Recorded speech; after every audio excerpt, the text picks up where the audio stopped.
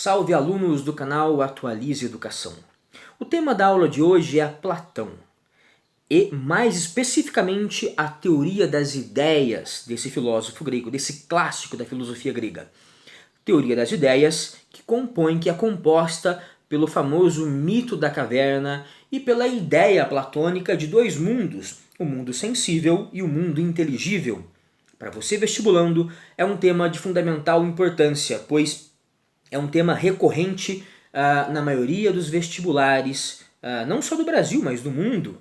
Para você curioso, para você leigo, que quer saber um pouco mais sobre Platão, essa teoria das ideias contém a dialética, a famosa dialética platônica, que é inspirada em Sócrates. E essa dialética socrático-platônica inaugurou uma tradição no Ocidente, uma tradição de como conhecemos, uma tradição de como fazemos política, uma tradição que inclusive norteou a Igreja Católica em boa parte na Idade Média. Ao menos na primeira metade da Idade Média, a filosofia patrística, a filosofia de Santo Agostinho, a filosofia, repito, patrística, se baseou nas ideias de Platão, no neoplatonismo. Enfim, vamos começar pensando na grande sacada que Platão teve a partir de dois grandes pensadores que vieram antes dele e antes de Sócrates. Existia um grupo de filósofos na Grécia Antiga chamado pré-socráticos. O que queriam os pré-socráticos? Que vieram antes de Sócrates, mas alguns deles pensaram, viveram durante a existência de Sócrates e até depois dela. Por que o nome pré-socrático, então? Sócrates inaugurou uma filosofia que buscava a verdade, do conhecimento, que buscava o conhecimento, como conhecer. Agora, antes dele, os filósofos não buscavam a verdade, mas buscavam a essência do mundo. Qual seria a substância da qual todas as coisas seriam feitas, da qual todos os seres nasceriam e seriam feitos. Para Tales de Mileto, seria a água, afinal de contas, quando um cadáver apodrece, ele se desidrata. Quando a água atinge a terra, as plantas nascem. A água está associada à vida. A água está em tudo que existe no universo. Tudo que não tem água morre. Para Tales de Mileto, a água seria a arqué. Arqué, substância da qual se originam todas as coisas, substância original. Era isso que esses caras buscavam, que esses pensadores pré-socráticos buscavam. E existiram dois muito conhecidos, muito presentes nos vestibulares até hoje, Parmênides e Heráclito. Bem, para Parmênides, a arqué não era nenhuma coisa física, não era água, não era o fogo, não era a terra, não era o ar. Para Parmênides, a essência do mundo era a essência do universo, do cosmos. Eram chamados os pré-socráticos de cosmólogos, filósofos cosmológicos, que buscavam a cosmogonia, a origem do cosmos. Enfim, para Parmênides, a substância arqué não seria, ou melhor, a arqué não seria algo físico, mas a própria ideia de permanência. Para Parmênides, existe o ser. O ser é a arqué. Se eu digo que existe o ser, eu estou afirmando que nada muda. Tudo, a partir do momento em que nós pensamos um pouco, não muda. As coisas na aparência mudam, mas na sua essência, não. O exemplo da água é fundamental para entendermos isso. É muito simples. É fundamental porque é muito simples, é muito rico ao mesmo tempo. Nos faz compreender de uma vez por todas essa ideia de ser de Parmênides. Vamos lá. A água está em estado líquido, então ela é congelada, se transforma, passa para o estado sólido. Do estado sólido passa para o estado gasoso. Na nossa visão, pelo nosso tato, né, que toca as várias temperaturas e texturas dessa água, para os nossos sentidos, em resumo, a água mudou. A água não é a mesma coisa de um estado para o outro. Bem, para Parmênides, isso é um engano dos sentidos. Usando um pouco da reflexão, da razão, descobrimos que a água aparentemente mudou, mas na sua essência continua sendo a mesma água. Já Heráclito possuía uma outra ideia. Para esse pré-socrático, as coisas não são, as coisas sempre vêm a ser. Para Heráclito, portanto, a arqué, a essência do universo é o vir a ser. Vir a ser. As coisas estão em mudança constante. Peguemos um ser humano, por exemplo, do estado embrionário até o estado cadavérico, passando por uma série de mudanças orgânicas incontáveis. Pensemos na postura política, na posição política do ser humano, ou no modo como ele enxerga o que é felicidade, o que é o bem, o que é o mal. Pensamos no seu posicionamento ético. Isso muda constantemente ao longo da vida de cada indivíduo, ao longo da vida da maioria dos indivíduos. Isso quer dizer que as pessoas não são nem física, nem moralmente as mesmas. Elas mudam. Para Heráclito, a água que sai do estado líquido para o estado sólido e do sólido para o gasoso, ela mudou a sua própria essência. Heráclito aposta na mudança, como arqué. Parmênides, permanência, na permanência, no ser, vir a ser e ser. E Platão, como resolveu essa disputa, essa contradição filosófica entre os pré-socráticos? Ele juntou os dois de modo bem inteligente. Foi uma sacada genial. Para Platão, existiriam dois mundos. Há o mundo em que nós vivemos, que é chamado mundo sensível. Por que mundo sensível? É o mundo percebido pelos nossos sentidos, pelo tato, pela visão, pelo paladar, pelo olfato, pela audição. Esse mundo é um mundo da mudança. As coisas mudam constantemente. As coisas surgem, as coisas se desenvolvem, as coisas apodrecem, desaparecem, mudam. Não desaparecem, mas se transformam em outras coisas. Geração e corrupção para os gregos. Eles diziam assim, as coisas são geradas, surgem, mas são corrompidas, mudam ao longo do tempo. Bem, o tempo faz as coisas mudarem. As coisas, os objetos do mundo, desse mundo sensível, são feitos de matéria. E a matéria muda, a matéria apodrece com o tempo. As coisas são contidas também pelo espaço. O espaço limita as águas de um lago. As águas de um lago não podem sonhar, como dizia Schopenhauer, em ser as águas de uma cachoeira, porque o limite físico impõe a ausência desses sonhos, dessa liberdade. Então as coisas no mundo se limitam no tempo, se limitam no espaço. Se um simples pedaço de carne colocado em um espaço refrigerado permanece ainda em bom estado de consumo por um bom tempo, mas se colocado em um ambiente natural, quente, ele apodrece, se corrompe facilmente. O espaço influencia a matéria, determina se ela vai se corromper, mudar ou não, mas em algum momento tudo muda. Então esse mundo para Platão é um mundo falso. É um mundo sensível, é o nosso mundo. Se esse é um mundo falso, existe um mundo verdadeiro. Esse mundo verdadeiro é o mundo das ideias, é um mundo inteligível. Esse mundo inteligível, ele tem objetos, ele tem coisas imateriais, que são as ideias. As ideias são eternas. A diferença entre eternidade e tempo, filosoficamente falando, é que na eternidade as coisas são perfeitas. Se são perfeitas, por que mudarem? Não mudam porque são perfeitas. Então no mundo inteligível, no mundo compreendido pelas ideias, é isso que quer dizer inteligível. Mundo das ideias e mundo compreendido pelas ideias. Nesse mundo as coisas são eternas porque são perfeitas. As coisas não mudam. Não mudam exatamente porque não precisam mudar, já são perfeitas. As coisas são infinitas, não há tempo, não há espaço que limite as ideias. Elas ultrapassam qualquer espaço, elas ultrapassam qualquer tempo, qualquer limite que existe no mundo físico. Mundo das ideias, mundo físico. Bem, como atingiríamos esse mundo das ideias? Atingiríamos pela ciência, ou pela episteme, segundo Platão, segundo os gregos.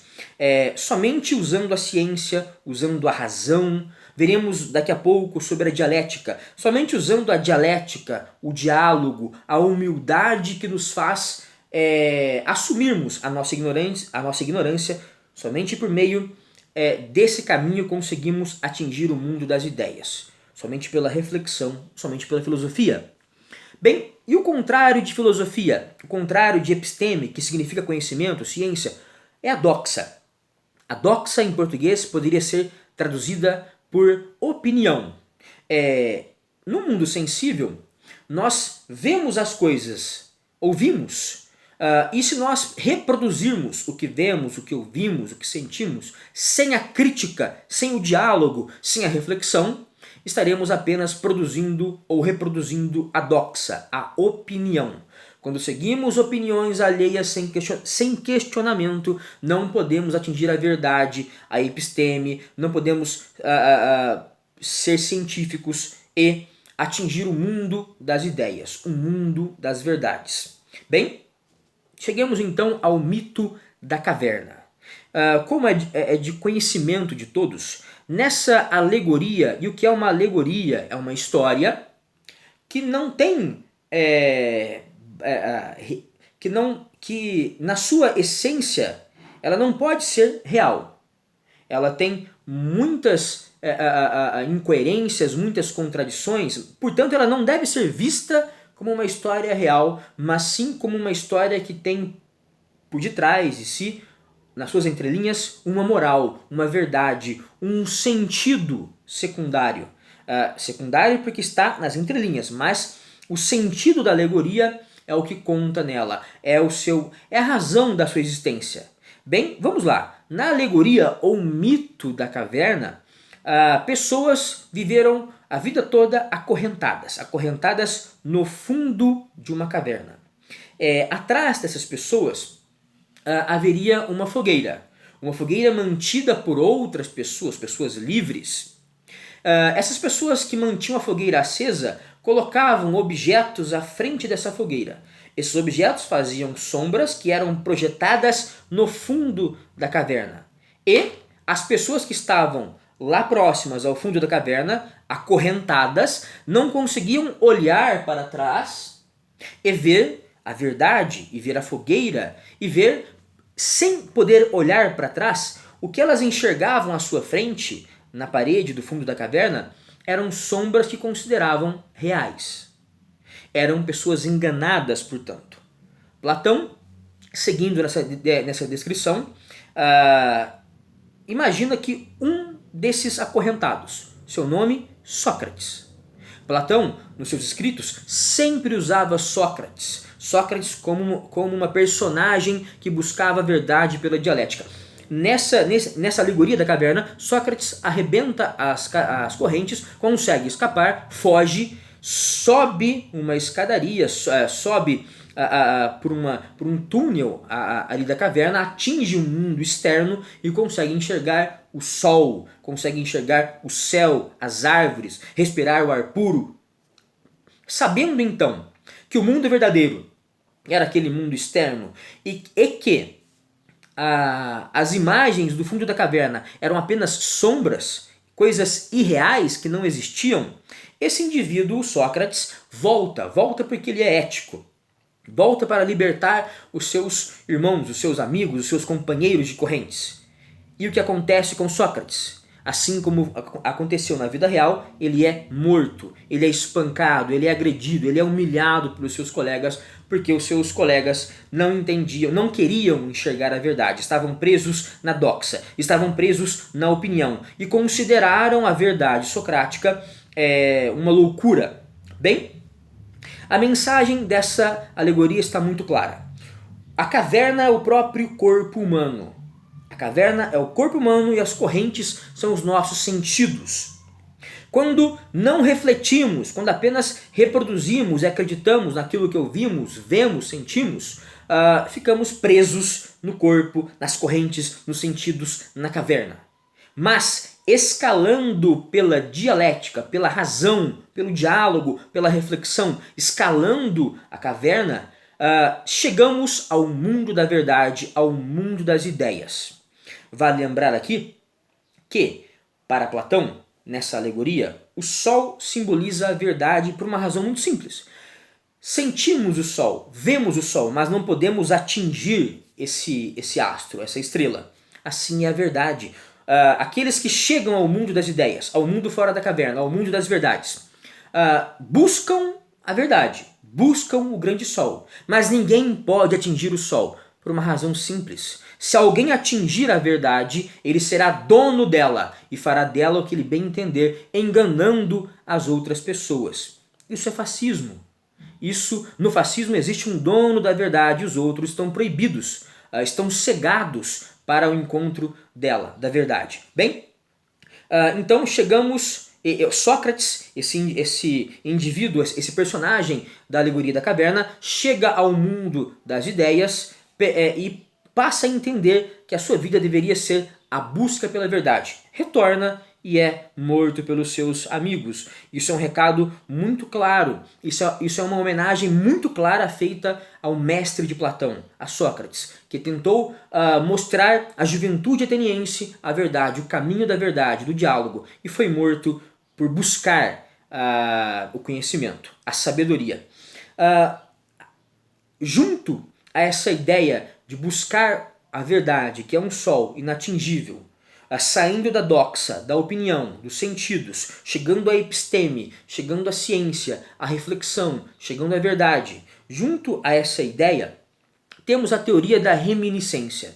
Para Platão, nós, ao pensarmos, ao refletirmos, ao atingirmos o mundo das ideias, estamos nos aproximando de vidas passadas em que éramos apenas almas. Em outro vídeo sobre ética platônica, eu falo um pouco mais sobre essa alegoria das carruagens, mas basicamente nós já vivemos em puro estado de alma, nesse mundo ideal, nesse mundo inteligível, das ideias, das verdades. Caímos nesse mundo terreno, nesse mundo onde somos enganados pelos sentidos.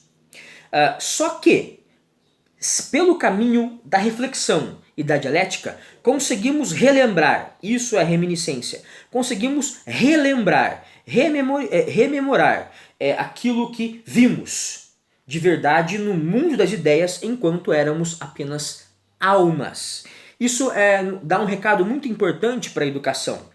Todos já nascem com conhecimento. Isso pode ser traduzido por todos podem aprender, todos podem conhecer, desde que o professor saiba guiar o aluno da doxa, da opinião, para a criticidade, para a reflexão.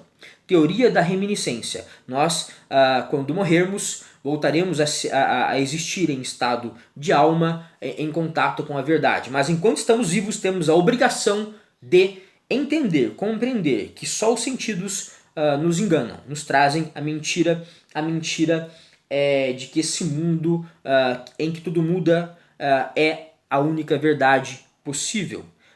Platão, então, assim como Sócrates, foi um sujeito muito atrelado, muito ligado à criticidade, à autonomia, à não obediência pura e simples das normas e tradições sociais.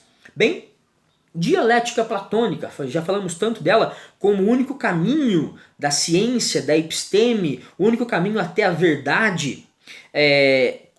Basicamente, ela se divide em 3 etapas: tese, antítese e síntese. Tese é a primeira ideia, antítese é a segunda ideia. Essas 2 ideias, tese e antítese ou antítese, para Platão, não devem entrar em conflito, mas devem se complementar.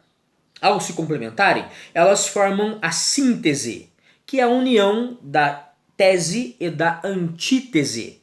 Essa síntese, por sua vez, ela vai se transformar em uma tese para se confrontar com uma outra antítese. As duas formarão, de novo, uma nova síntese. Essa nova síntese será tese para outra antítese e o movimento não para. Qual a ligação dessa dialética com Sócrates?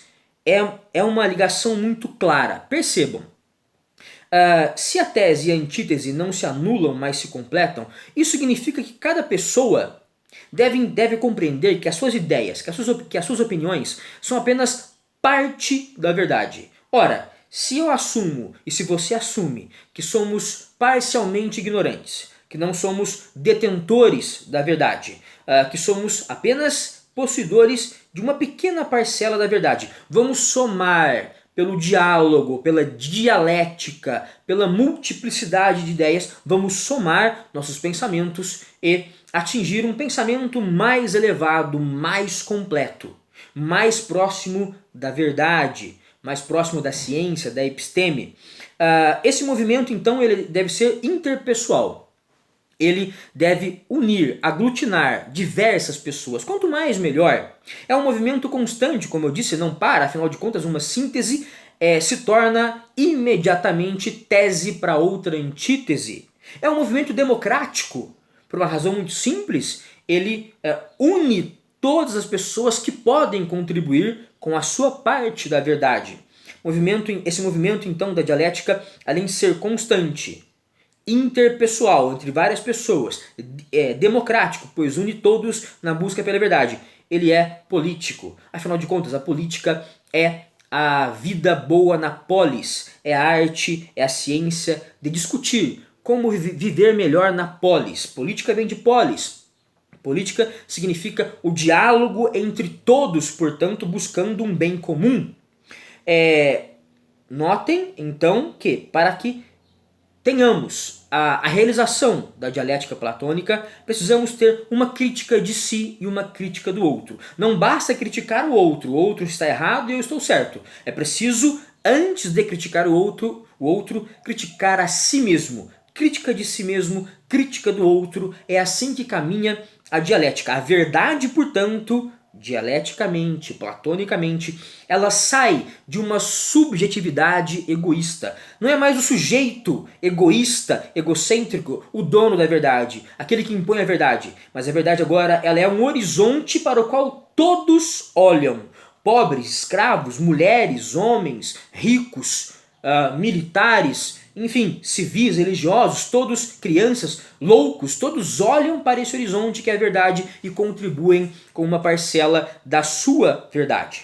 Bem, hoje na polis pós-moderna, na cidade pós-moderna, no mundo pós-moderno, nós vemos uma grande massa, uma massa homogênea de sujeitos que compartilham, que produzem as suas pós-verdades, que acreditam que as suas opiniões não refletidas constituem a verdade e querem impô-las. Impô-las por meio das fake news, por meio das redes sociais, que apenas reproduzem sem nenhum tipo de reflexão, sem nenhum tipo de democracia, o que o indivíduo quer que seja verdade. Repito, a polis, a cidade, a vida coletiva, contemporânea, atual, pós-moderna, é uma vida de sujeitos que acham que a verdade vem deles, que a verdade é subjetiva. Mas para Platão, a verdade é um horizonte coletivo. Todos podem olhar para ele.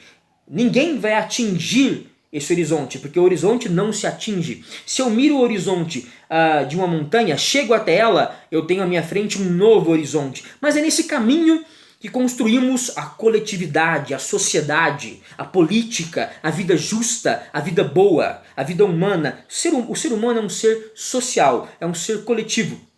E o filósofo é um sujeito que sempre está na distopia. Essa é mais uma ideia platônica com a qual encerramos essa videoaula. O que seria a distopia? Distopia é um lugar imaginário, mas ao contrário da utopia, não é um lugar ideal. É um lugar cheio de opressão, de injustiça. Porque o filósofo vive na distopia. Pensemos agora, pensemos no exemplo da cidade, da comunidade contemporânea. Enquanto todo mundo afirma que a sua verdade, a sua opinião deve ser imposta e engolida por todos, vem o filósofo e critica a pós-verdade, que é a verdade como opinião, e critica as fake news, e tenta mostrar o valor da criticidade, do diálogo. Ora, ele vai ser um sujeito negado, isolado pelos outros. Platão dizia que a cidade ri do filósofo. Assim foi feito com Sócrates. Quando Sócrates acusou a democracia ateniense de estar corrompida, pois jovens ricos pagavam para sofistas ensinarem a eles a arte da retórica para enganar os pobres, na ágora, na praça pública, quando Sócrates fez essa acusação, ele foi morto, acusado de corrupção. Mas na verdade o que ele queria era consertar, aperfeiçoar a democracia grega, tornando ela realmente mais democrática, dando conhecimento a todos, não só aqueles que podiam pagar porque tinham dinheiro, os sofistas, as aulas dos sofistas. Bem, hoje, se Sócrates foi morto naquela época, hoje os filósofos continuam vivendo na distopia, pois enquanto todo mundo vive a pós-verdade, o consumismo, o filósofo é sempre aquele cara isolado, à margem, aquele marginal que acusa o consumismo, que acusa a vida materialista, que acusa essa vida líquida em que as relações humanas se tornaram realmente relações de consumo e produção. Enfim, ele é o sujeito que está sempre oprimido em um mundo que os outros julgam imaginário, né? E sempre repleto, sempre cercado de opressão e de incompreensão. Assim é a vida do filósofo. Bem, encerramos essa videoaula. O próximo vídeo tratará da ética platônica. E o vídeo anterior tratou da política para esse filósofo grego. Até a próxima. Muito obrigado.